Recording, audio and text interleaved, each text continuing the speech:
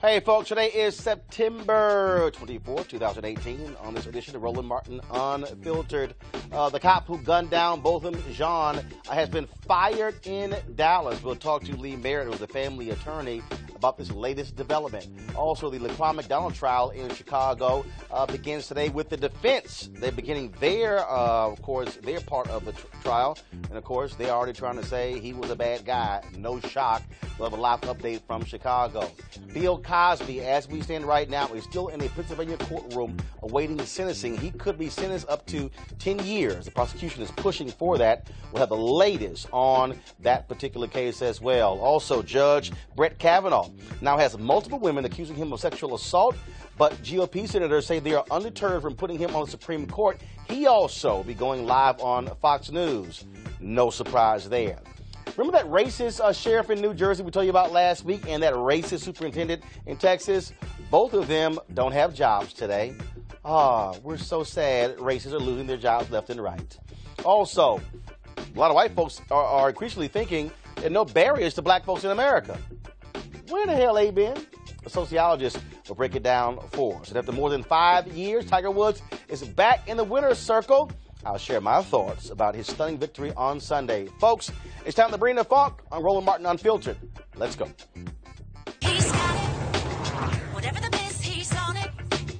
Whatever it is, he's got the scoop, the fact, the find. And when it breaks, he's right on time and it's rolling. Best believe he's knowing. Putting it down from sports to news to politics. With entertainment just for kicks, he's rolling. It's Uncle Roro, y'all. It's Roland Martin, yeah. Rolling with Roland now. He's funky, he's fresh, he's real, the best, you know he's Roland Martin now.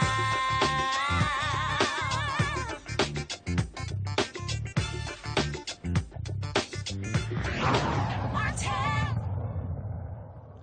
Dallas cop Amber Geiger, who shot and killed Botham Jean in his own apartment, is out of a job today. She was fired by Dallas Police Chief Renee Hall, again, for adverse conduct when she was arrested for manslaughter. It seems it wasn't the shooting that got her fired, but something she did when she was arrested. Of course, the family has been calling for this, protesters as well. It's been a couple of weeks since Botham Jean was shot and killed in that apartment. Amber Geiger has given multiple stories as exactly what took place. Initially charged with manslaughter, the family has been pushing for her to be charged with murder. The grand jury has not been convened yet, even though Faith Johnson, the DA, says she certainly will consider that potential charge. Joining us right now from Dallas is Lee Merritt, who is a family attorney. Lee, glad to have you back on Roland Martin Unfiltered. The family, they've laid Botham Jean to rest in St. Lucia. And so certainly this has to be bittersweet for them to hear this news today. Well, the Chief Hall went ahead and gave us a call last night, and she wanted the family to be the first to know. And so she explained to us her termination decision, and she had to face some questions from the family. Most importantly, the obvious one is what took so long. And she had a chance to break that down for the family. I want to make something clear really quickly. The statement that she released concerning the termination was just poorly worded, but she was not fired for additional behavior that took place during her arrest. She was terminated because of her behavior or her actions on September 6th while entering Mr. Jean's home, the statement meant to say, or was attempting to explain, that she was fired on the 9th as a result of her being arrested for those actions. So, which is still sort of weird because what were the exact actions that she took that led to her being fired? Was it entering his apartment? So is the police chief actually saying she entered the apartment? Well, she was not very specific with what actions from September 6th. She just said, and I can't remember the particular phrase that she used, but the phrase that essentially meant something she did wrong on September the 6th. I can name a whole litany of things that went wrong on September the 6th. Namely, she murdered a man in his own home. But obviously, she couldn't say that. But something about her behavior didn't comport with conduct coming of a police officer for the Dallas Police Department in Chief Hall's view, and led to her termination. And obviously, Lee, this is going to have an impact on when this goes to trial, because if she was fired for doing something wrong, the jury will get to hear that once they go to trial.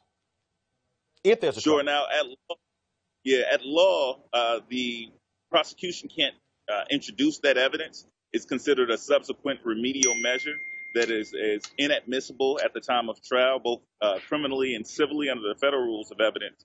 And so it doesn't technically come in. Everybody knows it, and they know it all around the world. And it certainly does have an impact on her appearance of guilt. So, Lee, what is next? Has DA Faith Johnson given any indication when she is going to impanel a grand jury to come back with an indictment? We know the investigation is ongoing. The Chief Hall alluded to the fact that a critical component of that investigation has been completed.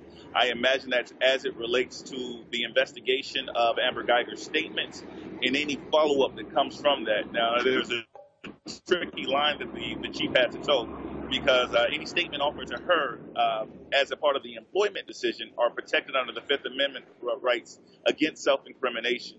And so she couldn't allow those statements to impact the criminal investigation. So I can only conclude that the criminal investigation, as it relates to following up on the statements that she made to criminal investigators, has been completed. Therefore, she felt comfortable making the decision to fire her based on the criminal charges of assault that took place on September 9th.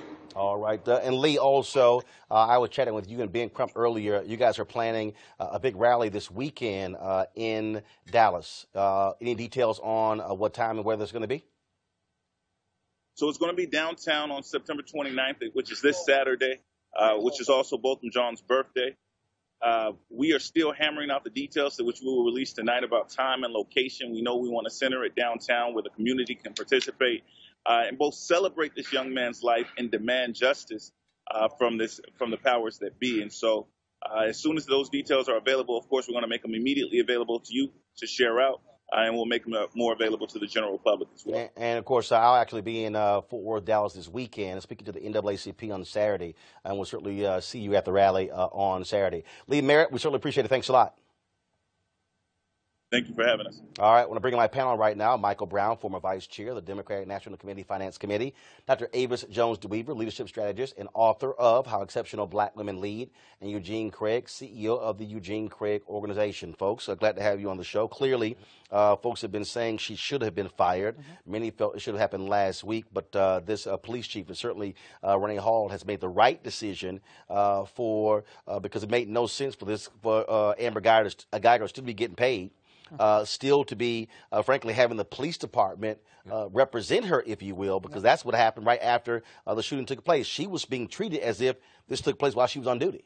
Absolutely. I mean, nothing has gone the way that it should since the day that she walked into an apartment that was not hers and shot and killed the man that lived there.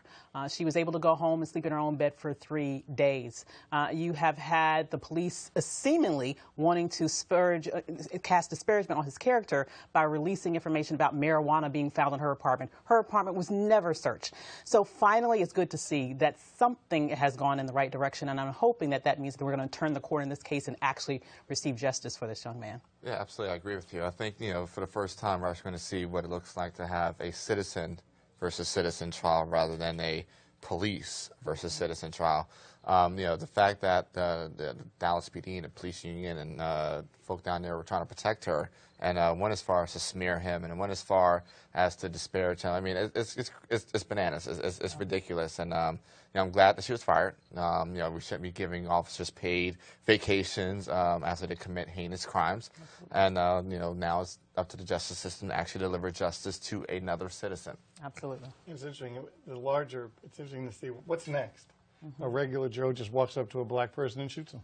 I mean, that's kind of what's next. Yeah. And because we've seen everything, obviously, police on citizen shooting. We've seen citizen on citizen from Trayvon Martin. And so it's wondering how does it stop? And obviously, this kind of political environment we're in now, the leader is not saying, you know what, stop it. Absolutely. And without a leader doing that, I think we may continue to see these kind of things roll. Well, and also, again, I think what you have here is, and one of the reasons you even have this level of accountability is because of Black Lives Matter, because of protesters, the kind of pressure that's being applied on these police departments and then also on these district attorneys. What we're seeing is black folks who are saying to these even DAs, you don't do the right thing, we're going to throw you out of office. Absolutely. So we're seeing more progressive district attorneys elected across the country because for too long, prosecutors have been in bed with the police department, in bed with the police unions, and not holding cops accountable for their actions. Yeah, I mean,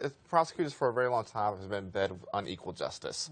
And now what you're seeing is with citizens rising up, with Black Lives Matter, with Justice League, with a lot of these organizations, and ordinary citizens rising up. You're seeing the actual application of equal justice under the law, which means protecting their rights, but also equal application of justice when it comes to the actual criminality. Got to ask y'all this here. Of course, last week Senator Ted Cruz and Beto O'Rourke had their debate.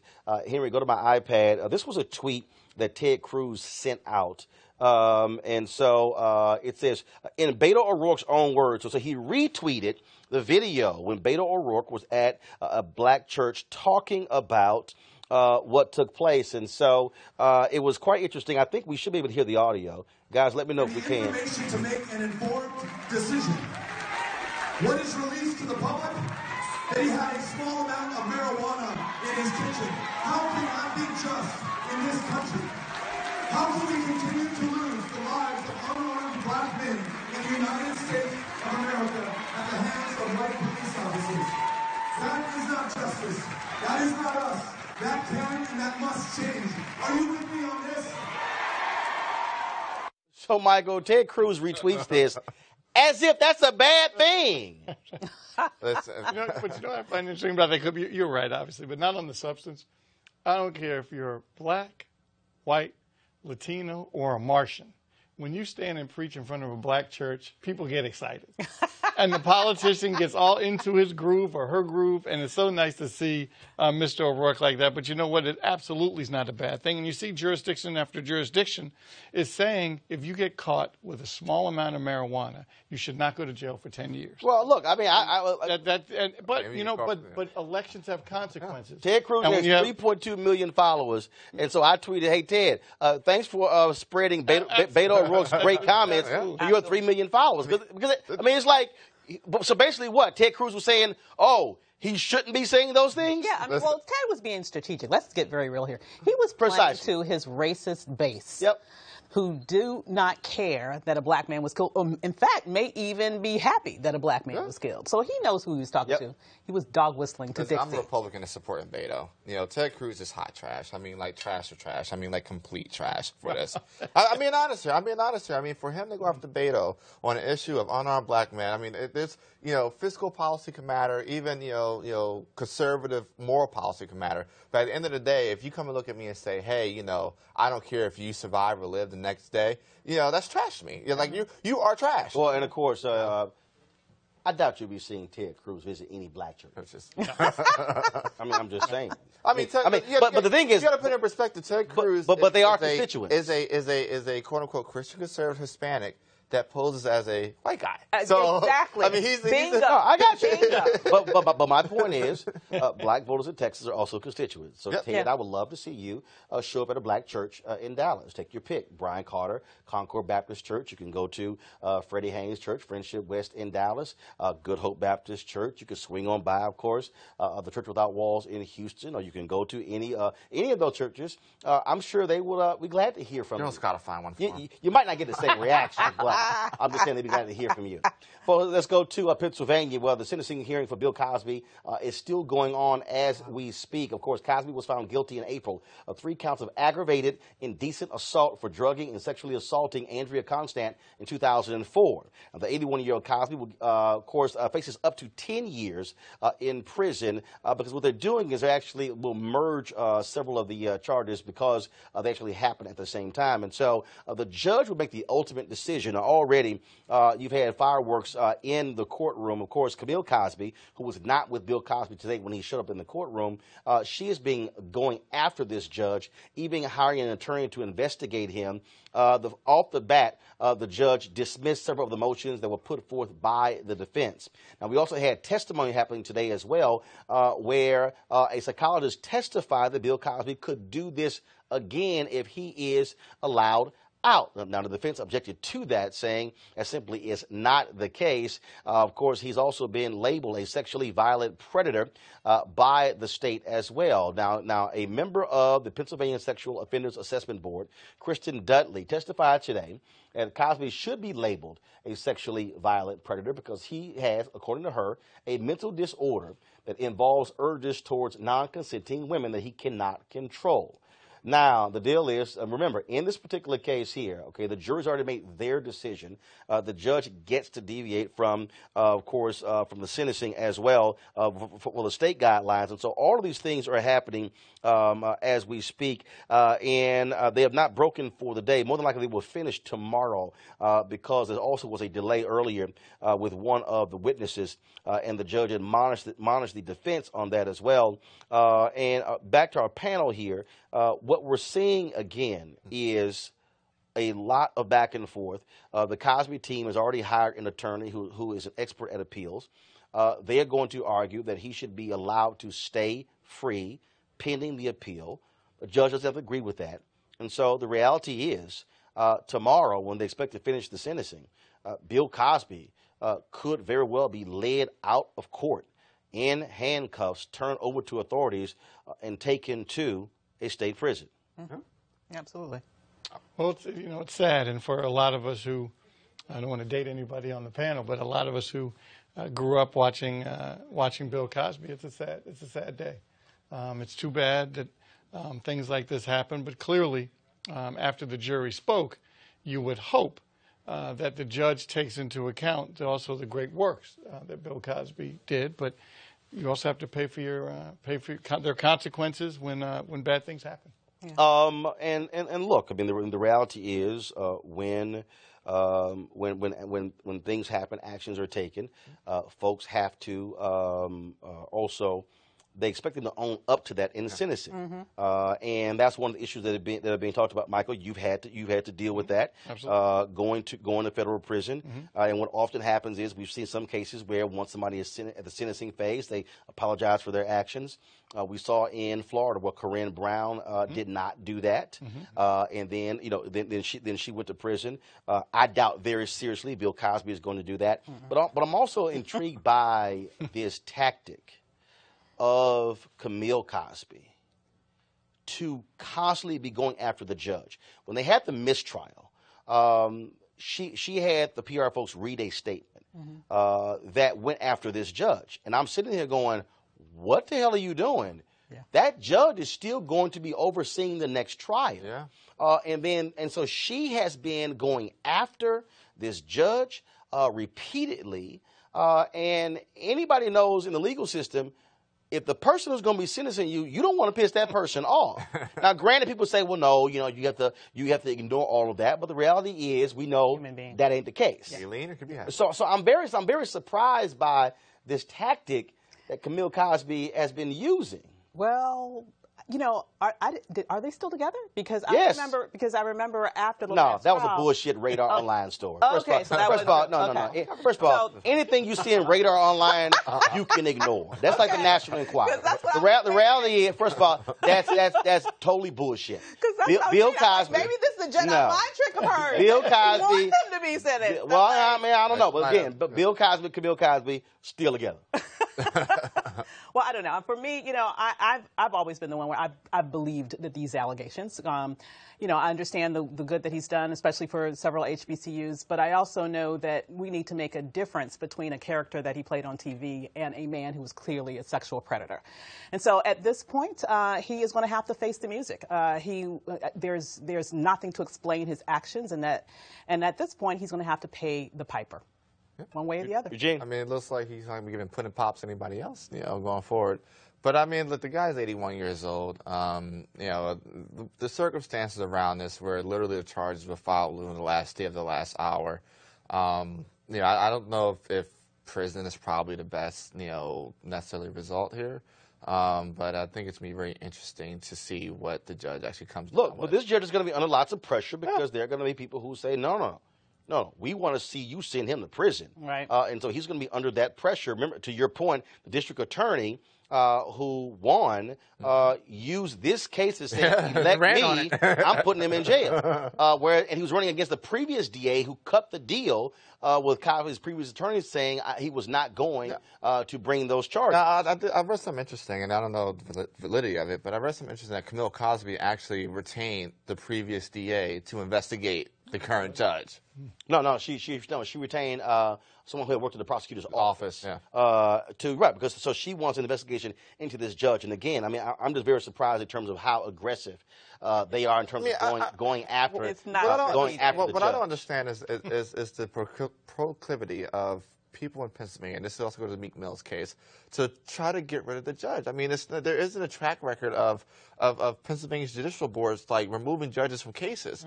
I mean, it doesn't make sense to go after the judge. What the judge wants to hear is you take responsibility. Yeah. That's what the judge wants to hear. You have a better chance of getting lesser time than when you're doing the kind of tactics they're doing now. Absolutely. You think he'll take responsibility? You got to take responsibility. No, do you think Cosby will? No, absolutely not. Hell no. Absolutely Not when I'm putting pops. Not going to happen. Not going to happen. All right, folks, let's go to Chicago, where Jason Van Dyke is the former Chicago cop on trial for murdering Laquan McDonald. Van Dyke's lawyers started presenting their case today. They're using experts to argue that McDonald took the fatal shot while standing, not on the ground, even though he had a pulse and was breathing when the paramedics arrived. Joining us right now is Kathy Cheney. She's the assistant audience engagement editor at the Chicago Sun-Times. Kathy, welcome back to the show. And so, obviously, the defense wants to go after Laquan McDonald as best as they can. Your thoughts about what happened today? Like you said, they want to go after him, talk about his troubled past and how he was violent-natured. He had many run-ins with the law, and it just wasn't, it wasn't believable. Even though the things happen, it's like it's irrelevant to this case. And the defense expert witness talked about how of the 16 shots, the one that was fatal was in the chest, and Laquan was facing Jason Van Dyke, setting up for a, self-defense thing. But that expert also said that most of the shots, only one came when Laquan was on the ground. Now, the dash cam video that just about everyone saw, after the first shot, Laquan hit the ground. And then you have all the, the volley of the rest of the shots. So I don't know what they were thinking, trying to convince people that most of the 16 shots came when Laquan was up, when he immediately fell down within 2 seconds after the first shot. Well, and not only that, there's a thing called video. Exactly. I mean, the video they try to keep from folks being able to see, there's a thing called a video to actually see what took place. Exactly. So I don't know what they were trying to do, set up or whatever, and then talk about his violent past. It's not going to work. The video is just plain and simple right there. So I think they have to chalk this up to a loss for them today, coming straight out the gate. But we are expecting to hear a few arguments tomorrow about their about their PowerPoint presentation of, that expert versus the prosecution's expert last week saying, no, just about all of those shots came when Laquan was down. I mean, the threat had been removed at that time. So I don't know how they can come around with that nonsense, but I think we're expected to hear a little bit more about that tomorrow. And obviously, again, the defense, they got their part. Are you still seeing a large number of Chicago police officers showing up, standing behind Van Dyke? Oh, absolutely. I know that there were some protests. There are protests every day that are outside in front of the criminal courts building. And they're peaceful, they're doing the chanting and everything. But today, the police formed a line in front of the steps to make sure that the protesters didn't come forward or try to bother anyone. And they're not trying to bother anyone ever. They're just doing the regular protests and demonstrations that we always see. But that police line, they tried to send a statement today for that. And it didn't go over well. I mean, no one pretty much paid attention to it, but it's just that they tried to show, force and that they were a united front more than ever since the defense is, started their thing today. And I will say that last week started on Thursday. Every Thursday until the trial is over, the protesters will protest at 3 o'clock Chicago time for 16 minutes to symbolize the 16th shot. All right, Kathy Chaney, we certainly appreciate it. Thank you so very much for joining us. Thank you. All right, then, folks, we're going to go to a break right now. When we come back, I got to talk about a couple of racist white folks, okay, who had all kind of crazy things to say about black people, and now they don't have jobs today. Lord. Racism just don't pay. You're watching Roland Martin Unfiltered. Back in a moment. Racist unemployment.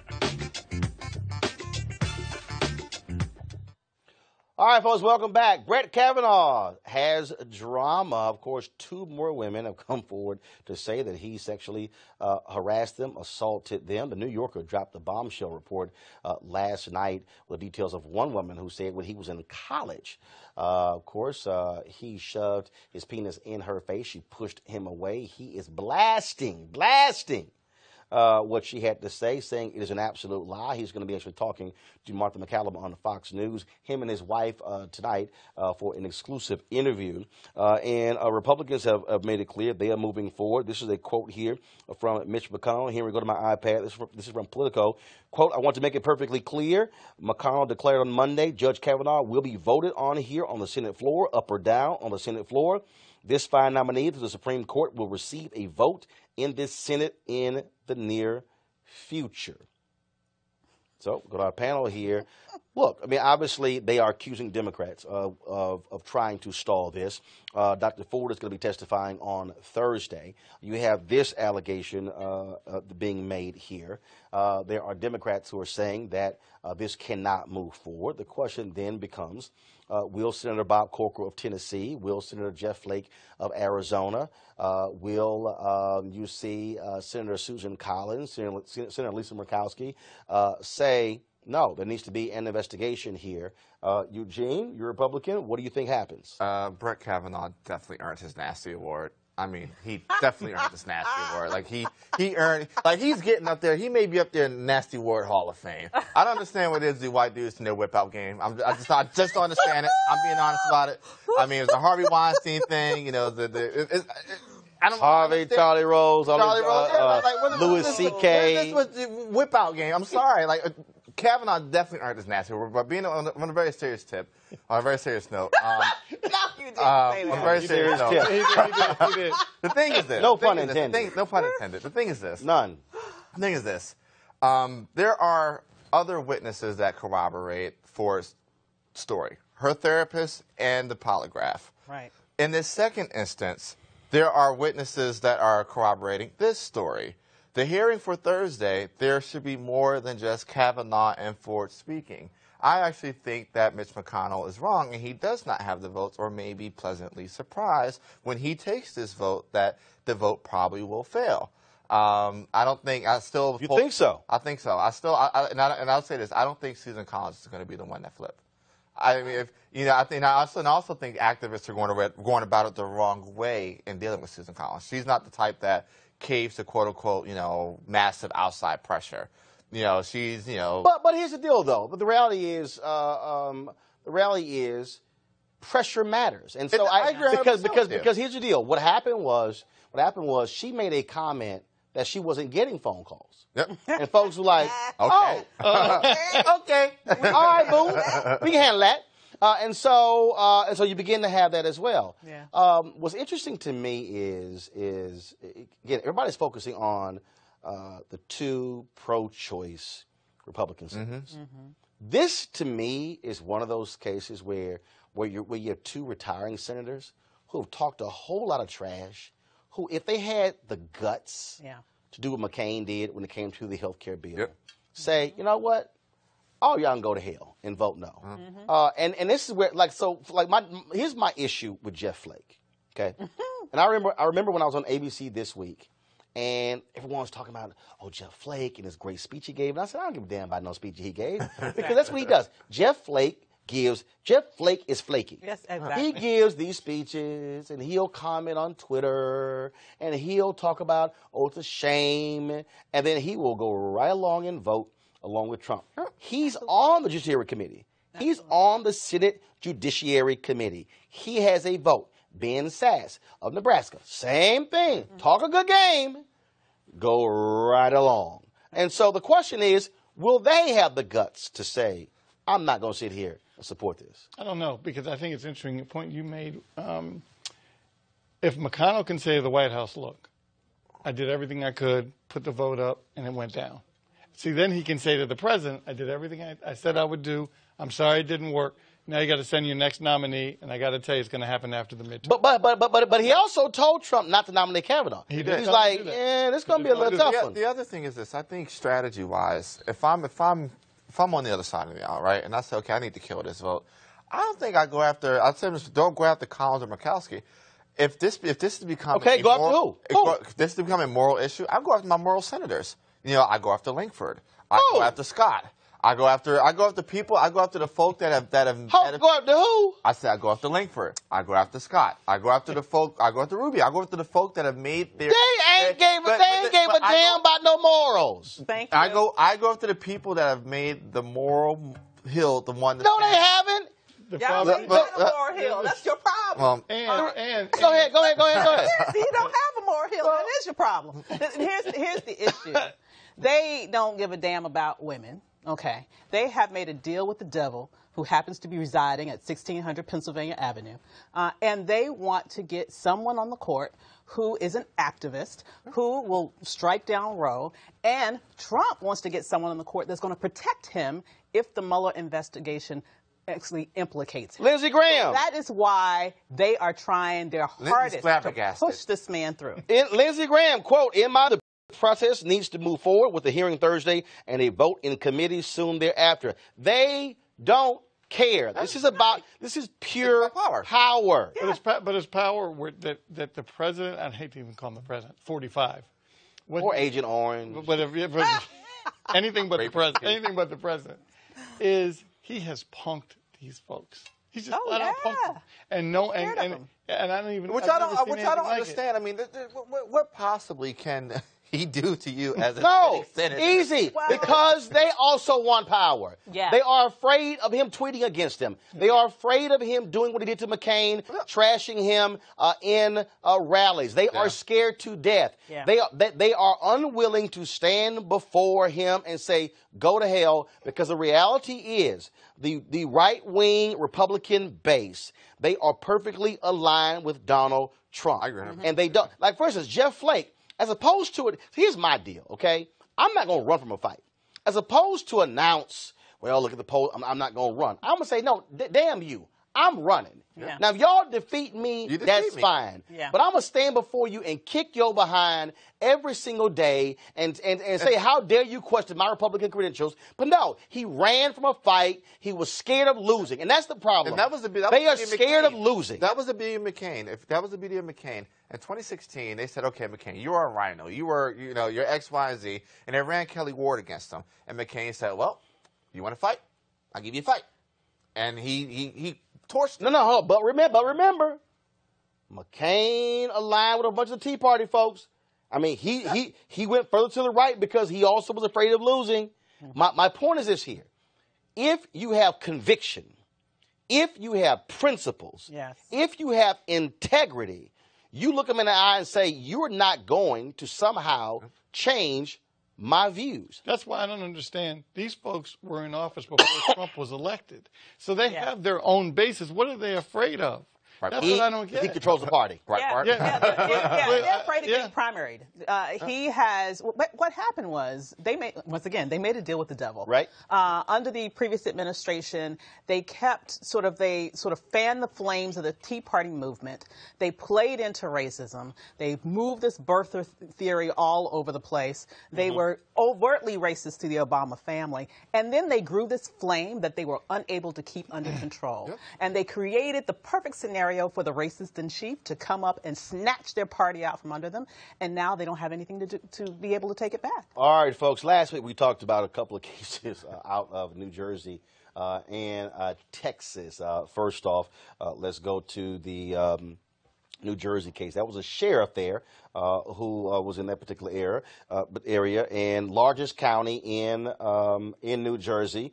And let's just say he had a few things. Bergen County Sheriff Michael Sardino had a few things to say about black people. And this is what was caught on tape. He talked about the whole thing, the marijuana, sanctuary state, better criminal justice reform. That's the way. In other words, let the blacks come in and do whatever the they want, smoke the marijuana, do this, do that, and don't worry about it. We'll tie the hands of cops. Guess what? On Friday, the sheriff, he quit, and his 4 deputies, they all quit. New Jersey Governor Phil Murphy said he will appoint an interim sheriff who could rebuild the public trust. Now let's go to Texas, where Lynn Retton, the Onalaska Independent School District superintendent, who decided to jump on Facebook after the Houston Texans lost a couple of weeks ago and put in on the Houston Chronicles Facebook page, you can't trust a black quarterback. He was upset how Deshaun Watson threw a game-ending interception. He said, I thought it was private, but it was public. Well, the Onalaska School Board met on Saturday, and he no longer has a job. Now, he apologized, but I don't really give a damn about his apology. So we have both of these 2 races now out of a job. Also, by the way, the white guy who stopped the Florida A&M students from trying to get on the elevator, he turned himself in as well. Here's the thing that I'm just loving.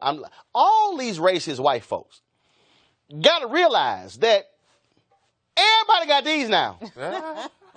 And if you act a fool, like for instance, there were 2 white guys who threw, I think, a Latino brother off the bus in San Francisco because they like him playing his music. Oh, we gonna know their names real soon. Oh, yeah.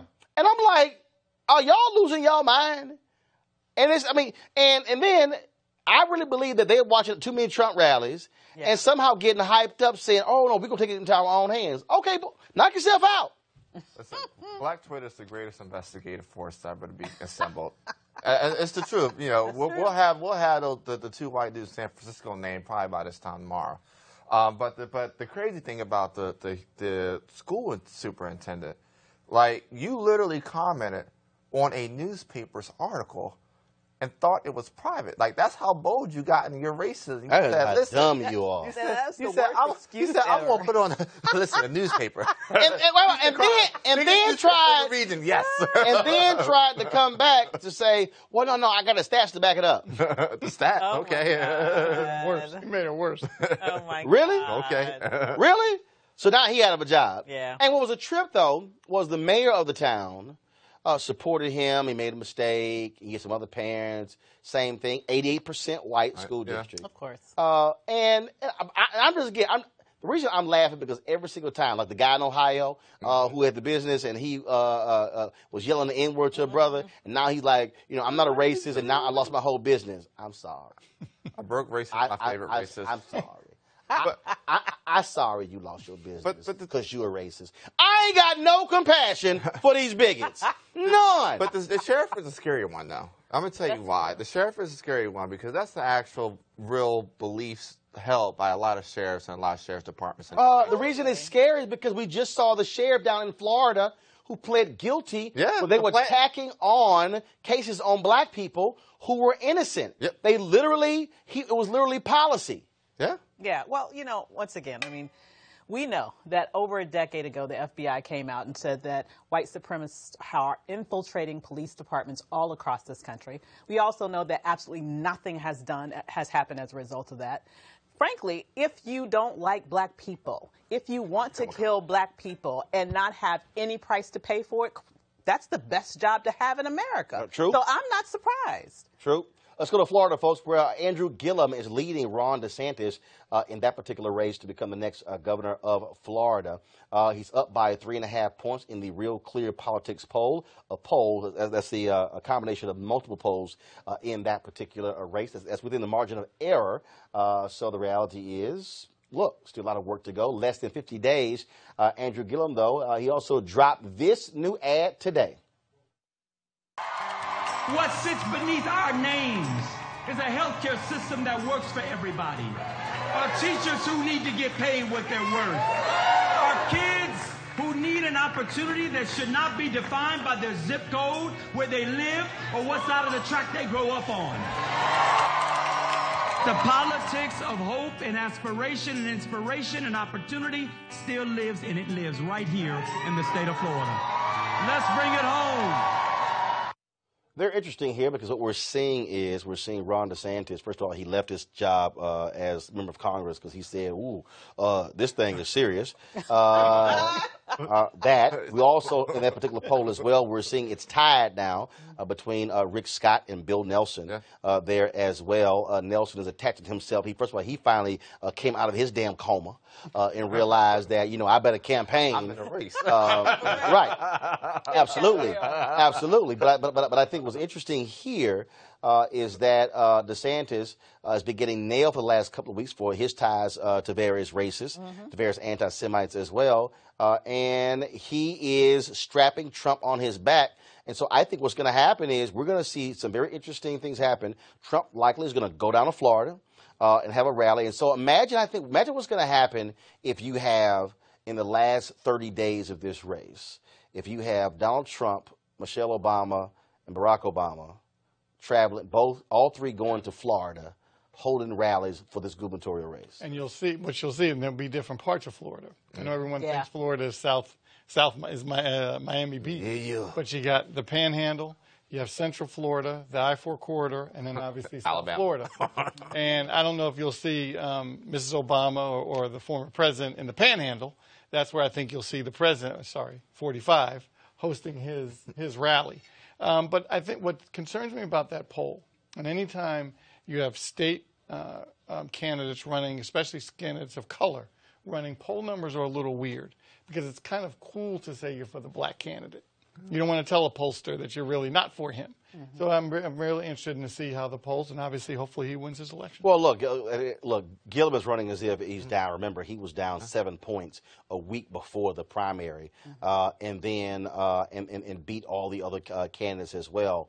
But I think what you also have here is, again, I do think you're going to have a Trump backlash.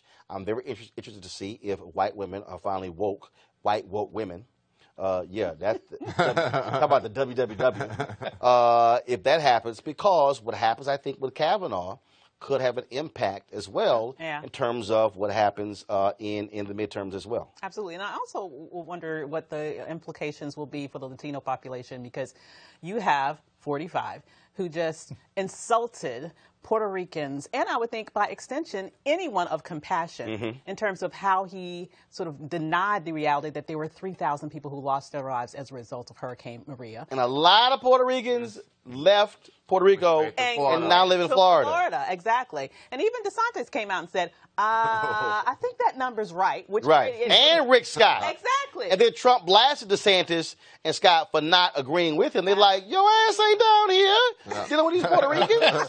Hold on, taking this a little too far there. Exactly. So one thing that I'm thinking is, Trump is the type that holds a grudge. He's petty. Okay, he is petty. Yeah, we know that. Is he going to be there, camping for him? No. He will be in Florida. Oh, absolutely. Because again, here's what you have. He has to go to Florida because of Rick Scott. Yeah. And even though Scott's trying to dance around it, they know desperately that if they want to keep confirming these right-wing judges, they have to stay in control of the United States Senate. That's true. So absolutely, I think he's going to be going to Florida. So we'll be seeing that. But let's now go to Alaska, folks. Y'all want to really see white privilege? Not like we know it exists. Okay, but check this out. Justin Schneider, pled guilty in Alaska to felony assault of an Alaskan Native woman who claimed he strangled and sexually assaulted her.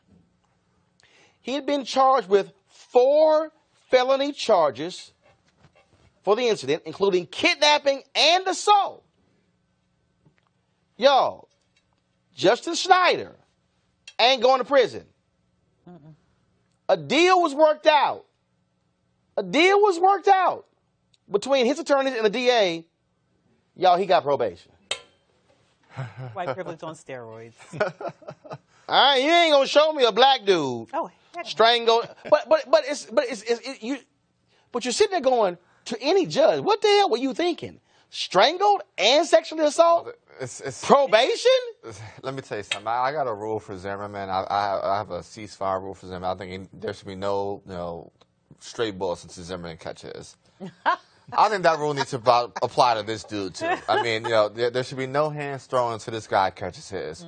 I mean, that's absolutely atrocious. I think this judge should be disbarred. I think the prosecution agrees that deal should be disbarred. I mean, it's just sad. I mean, in the Me Too era, in the era where, we're having an awakening of protecting women, and here you actually have somebody that to a degree, admitted. Part of the plea deal typically is admitting that you did the crime, right? Absolutely. That, hey, I strangled her and I sexually assaulted her. But, hey, let's go ahead and give me a slap on the wrist and walk free. Nah, F that. Natives need to run up on them. Absolutely. What kind of deterrent is that? I mean, that judge. When the system fails, there is none. This is a failure of the criminal justice system. Absolutely. It's a failure of the system. And what happens when the system failure, new system emerges. Chicago. I got to bring this story up today. A Cook County judge threw out 18 convictions of men who had drugs planted on them by a rogue band of Chicago police officers. Wow. That means 42 people thus far have been exonerated in cases tied to former Sergeant Ronald Watts, his decade of fabricated charges. Now, Ronald Watts, black cop, straight up thug, okay? That's exactly what he is. And they say he ran a unit that was filled with folks who were shaking down drug dealers. They were stealing money from them as well. The department knew it for years. And some of the people who were in this unit are still on the Chicago police force. And you know what? We've heard nothing from Candace Owens. We've heard nothing from Sheriff David Clark. We've heard nothing from Candace's boss, Charlie Kirk. Isn't it interesting? All these Blue Lives Matter people are very quiet about thug cops like this, but they always say, it's a few bad apples, but the apples are still on the police force.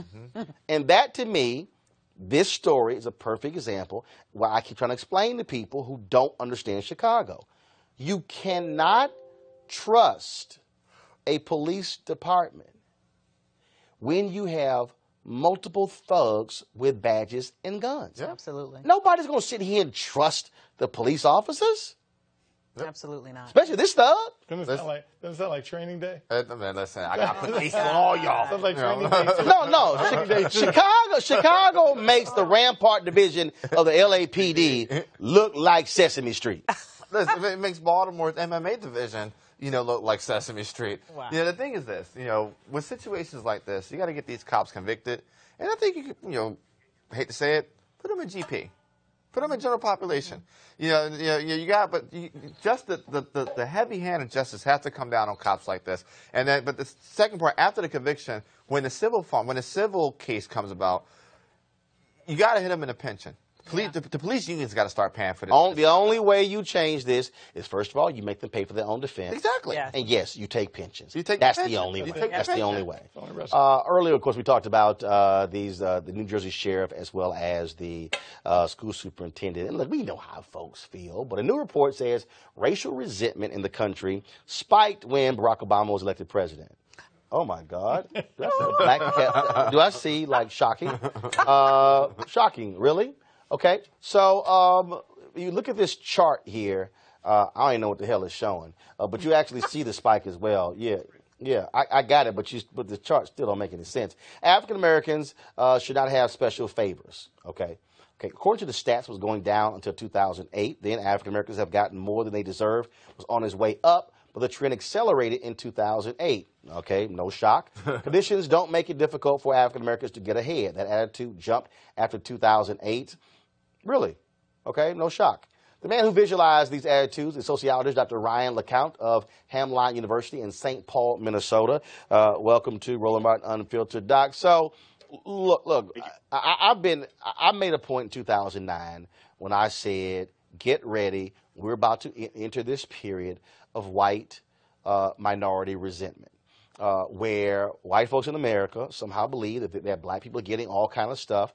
We saw polling data early on in President Obama's first term. I think it was in 2009, where 25% of Tea Partiers said he was doing more for black people than white people, which probably for black people were going, really? We are not seeing it. Didn't get that memo. And so, but this is not, but not only this, Thomas Edsall, the New York Times, had a piece after the election of Trump in 2016, where he went back and saw polling data after the 1984 election of Reagan over Mondale, where white voters were saying the same thing. Guess where? In places like Michigan, Wisconsin, and Pennsylvania. This view that somehow blacks are getting more. Let's just be honest that since the Civil Rights Movement, you have white Americans who somehow believe that black people have gotten way too much because, frankly, they wanted black people to stay in their place. There's no doubt that that's a huge part of what we're seeing here. And this study is part of a broader regimen of work focused on the racialization of politics more generally. And the point of this study is not there's been a lot of attention to the focus on the year 1986. That's actually just the first year for which there are data available in this data set that was analyzed. But the point here is that when people come to identify as liberal or conservative white folks, their racial resentments are playing an increasing role in the formation of that identification. And what it means for white people to say, hey, I'm a liberal, or hey, I'm a conservative, is increasingly what they're thinking about this outgroup that seems to play such a big role in who they say that they are, which is really interesting. And this is why I kept saying in the election to the people on Morning Joe and the folks on New Day and Fox and Friends, cut this BS out about, working class anxiety, because they were not talking about black people. They were talking about white folks as if somehow we are not working class. And they refused to deal with that. I remember one morning, Joe Scarborough made this comment that, since 1973, the wages of black men had gone up 12% and that of white working class being 3%. And I'm like, what the hell were the wages of white men before 1973? Right. It was so low for black people. Of course it went up. This story that continues to get so much traction in the media that identifies the working class as white without naming that is a huge part of the problem. When people talk about the story of our present politics being about working class resentment about downward mobility, what they're not saying, what's going unsaid, is that they're describing the working class as being white. And the point can't be made enough that the majority of working class people in the United States are people of color. And their lack of animation by these dynamics and attraction to Trump has to be otherwise explained. I should say quickly, in the study, I control for a number of economic variables. And I find that even after you try to assess people's economic station or their downward mobility, you still see that the real thing that's animating their association with their political ideology is racial resentment, is attitudes about black folks. See, so in 2009, a study was done, I believe it was Pew, and the question was asked, are you optimistic about the future of America for your children? Every racial group was optimistic except white people. 2016, in September, the question was asked, are you optimistic about the economic future of America for the next 10 years? Black people, lowest wages, lowest wealth, highest optimism. Latinos, second lowest wealth, second highest optimism. Then Asian Americans. White Americans, highest wealth by far of anybody else. 41% said they were optimistic. And I keep telling people what is going on, this white fear, is that what has happened is they have had decades and decades and decades and decades where their children have not had to compete. And now all of a sudden, they're living in towns, that whole middle America. Every time we see an election, and a huge swath of red, they're living in places where automation has killed their jobs, where the towns are drying up, military bases have shut down, and their deal is we got to blame somebody. We don't want to move. We want to stay here. And in their minds, things are going to return. And the problem is they're turning the television on and they're saying, oh, look at that damn Colin Kaepernick making all that money. How dare he kneel? Then they're watching LeBron James. Then they're sitting criticizing Oprah for endorsing Obama. So what's happening is, I believe, these white folks are in these areas and they're 88, 90, and 95% white. They don't even see people of color. And it's just festering. And listen to talk conservative radio all day. They watch Fox News all day. And all they're getting is those people, those people. That's why you don't have jobs. That's why you're losing everything. And that's what's driving this. Your thoughts? Boy, I mean, there's so much to say. I think you probably heard the idea that when you're used to privilege, equity feels like oppression. Mm-hmm. And I think that the experience of confronting the fact that society was characterized by white supremacy for most of the history of this country, and that institutions, while slowly and imperfectly, are to some extent starting to be more democratic and inclusive.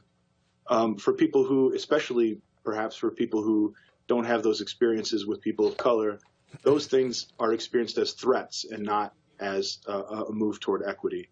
And that's beginning to show up pretty clearly in our survey data. I should just add one more thing really quickly. In a lot of discussion of the study that's been out there, a lot of folks have fixated on the year 1986, which is the first year for which those data were available in this analysis. Certainly, all of us scholars of racial politics have been clear that our politics have been racialized more or less since the beginning. It's just that was the first year for which data were available in this analysis. Last question for you. Sure. Do you believe that part of this problem is that national media is unwilling to drill down deep into these areas, and so therefore they're unwilling to have these level of conversations to challenge white assumptions? And I personally believe that's the case because, frankly, these newsrooms look the exact same way as many of these towns. And so when media is deathly afraid of confronting their own bigotry, their own issues when it comes to race, it's hard for them to have real honest conversations about what's happening in America because they don't want to have that mirror turned on themselves. I think that's absolutely the case. I would refer to fellow sociologist Robin DiAngelo's brand new book called White Fragility. And when the general idea of the text is that white people lack the experience in interracial settings, and they lack the experiences of reflecting on their own privileged position, and those experiences or lack thereof engender a real difficulty coming to those conversations. And then there's a structural problem that you allude to, with our newsrooms come to look like most of the other social institutions in our society where white men are way overrepresented. And the evidence is very clear that when you have those circumstances, you get echo chambers where you don't have people who are sitting in the room to say, maybe we need to have some attention to this thing that's an issue of major concern for a huge proportion of the society, because those people aren't aware of it. So democratization of our media system is an important thing as well. All right. Well, Doc, we certainly appreciate it. Thank you so very much. And I'm going to be sure to email some of those folks at other newsrooms to say, y'all want to have a real conversation and stop talking about Trump and Kavanaugh all damn day? Why don't you have this discussion? Let's see what they have to say. Thank you very much. We appreciate it. Thanks so much. All right, folks. Over the weekend, Tiger Woods won his 80th career golf tournament by winning the Tour Championship in Atlanta by 2 strokes over world number 1 Justin Rose. It was the first time, again, he had won in 5.5 years. He was quite emotional in doing so. Huge number of issues. Of course, we know about the affairs, the accident. We know about getting divorced. We know about him losing endorsements. Then he's had 4 back surgeries. Huge issues when it comes to his health. And at one point, he could barely, first of all, not barely, he could not even bend over. And so for him to be on this road in the last 16 months has been miraculous. Now, it's very interesting. So when I had posted something on Instagram and Facebook and Twitter, you had people who were sitting there going, well, I don't give a damn about Tiger Woods because he played golf with Trump. Then you had those people who were sitting up saying, oh, Tiger Woods is not a conscious black man. First of all, let's just be real honest here. It's a whole bunch of athletes who ain't conscious. And they don't stop y'all from watching basketball. And they don't stop y'all from watching football. And don't stop you watching a few black folks who are still playing in Major League Baseball. Why do I say that? Because the fact of the matter is this here. Sometimes we watch sports just to actually watch sports. I would love for Tiger Woods to actually be conscious. When I interviewed his father, Earl Woods, he said he wanted Tiger to be very much involved in political and social issues in this country. He has not done so. That is of his choosing. But the reality is this. I don't care who you are and how you feel. When somebody was at the point when they are the greatest golfer of this generation, arguably the greatest golfer ever, and they could barely even bend over, to come back from that, to come back from a surgery nobody else has ever come back from, is truly miraculous. And I'll give us props for it. Now, it's also interesting, of course, because a whole bunch of folks were wearing Air Jordans all those years when he didn't endorse any candidates and wasn't speaking out on any issues. And made a point at one time where he said Republicans buy shoes too. And so if you don't like Tiger Woods, that's fine. If you don't want to follow Tiger Woods, that's fine. But let me be clear. I will, because I love golf. I love what he has done. I love to see somebody who's a competitor operate at a very high level over a long period of time. And to see him win his 80th golf tournament. He's now 2 off the all-time record, Sam Snead, of 82. People are already saying he's likely going to win a major next year. He has 14. And he still, of course, could pass Jack Nicklaus, who has 18. The reality is he is one of the greatest athletes we've ever seen. And so I'm going to be willing to applaud that anytime, any day. Now, again, if Tiger decides that he wants to become socially conscious in these issues, that'll be great. Also, I don't give a damn who Tiger Woods dating. I don't give a damn who Tiger Woods married before, because you know what? I really don't watch Tiger Woods to see him change a diaper or see who he's married to. I actually watch Tiger Woods to see somebody who plays golf at a very high level. And so that's the standard. The standard I look at. And so I say, congrats, Tiger, because I don't care who you are, to come back from that, where your career, where everything you thought was over, and to come back and win is still an amazing thing that he accomplished. Hear, hear. Says another golfer. So again, folks, don't forget, support RolandMartinUnfiltered.com by going to RolandMartinUnfiltered.com to join our fan club. We've had one heck of a week, actually the last 3 weeks since we launched. Nearly 5 million views on Facebook, YouTube, and Periscope. Don't forget, you can always see this show. As soon as we click in, you can go back and watch the full show on those 3 platforms. You can watch on YouTube, though, because they actually pay us more than everybody else. and so you can go there as well. And, of course, you can support us that way. We've got some great stuff lined up for you this week. Tomorrow, we'll be broadcasting live from the Spirit Democracy Awards of the National Coalition of Black Civic Participation. They have their annual awards. I'm going to be actually emceeing that dinner, so we'll be broadcasting live from there tomorrow. Also, later this week, you'll be hearing from Kevin Hart and Tiffany Haddish, of course, starring in the movie directed by Malcolm Lee called Night School. We'll be hearing from them as well. So some great things lined up for this week.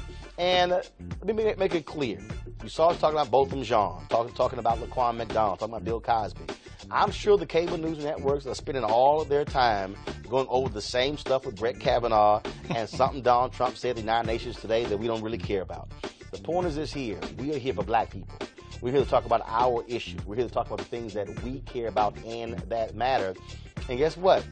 There's no other platform like ours. Okay, there's some people out there who are talking once or twice a week or whatever, but nobody is discussing the issues that we're talking about every single day and providing the kind of analysis that we do. So that's one of the reasons why we would love for you to continue supporting us. So again, go to RolandMartinUnfiltered.com to support us. PayPal. You also have Square. Either one of those platforms, that'd be great. Folks, I shall see you tomorrow. Don't forget, we keep it real, keep it black, and unapologetically. Holla!